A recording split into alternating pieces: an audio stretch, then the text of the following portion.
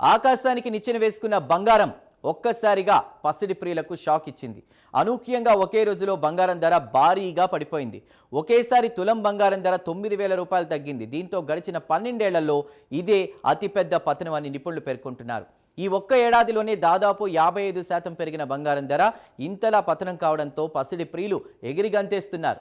ఇక బులియన్ మార్కెట్లో కాస్తంత రిలీఫ్ వచ్చినట్లయింది.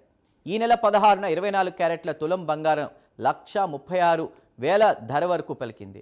ఇక 1,50,000 టార్గెట్గా పసిడి పరుగులు తీస్తుందని అందరూ అనుకున్నారు. కానీ జరిగింది వేరు. అన్నట్టుగా బంగారం కూడా దానికి సంబంధించిన ధర కిందకు వస్తున్నటువంటి పరిస్థితి. ఇక అమెరికా లెక్కల ప్రకారం ఔన్స్ బంగారం $4,360 తాకింది. 2 రోజులు అక్కడే ఉన్నటువంటి ధర ఒక్కసారిగా కిందకు పడిపోయింది. 2 రోజుల్లో $300 దిగింది. ఇంకా తగ్గుతుందన్న టాక్ కూడా వస్తోంది. ప్రస్తుతం మన దేశంలో బంగారం ధరల విషయానికి వస్తే 24 క్యారెట్ల 10 గ్రాముల బంగారం ధర 1,25,890 పలికింది.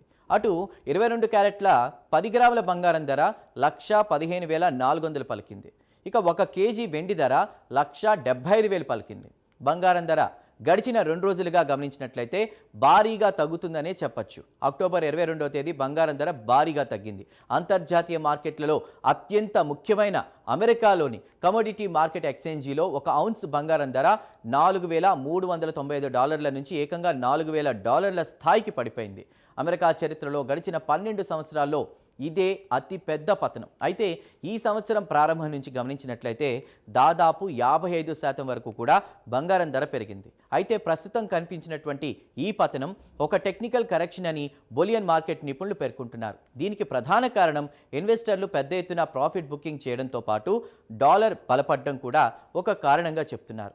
టెక్నికల్గా చూసినట్లయితే బంగారం ధర ప్రస్తుతం ఉన్నటువంటి $4,000 స్థాయిని బ్రేక్ చేసి దిగువకు వెళ్ళినట్లయితే 3,945, 3,850 స్థాయి వరకు దిగొచ్చని అంచనా వేస్తున్నారు.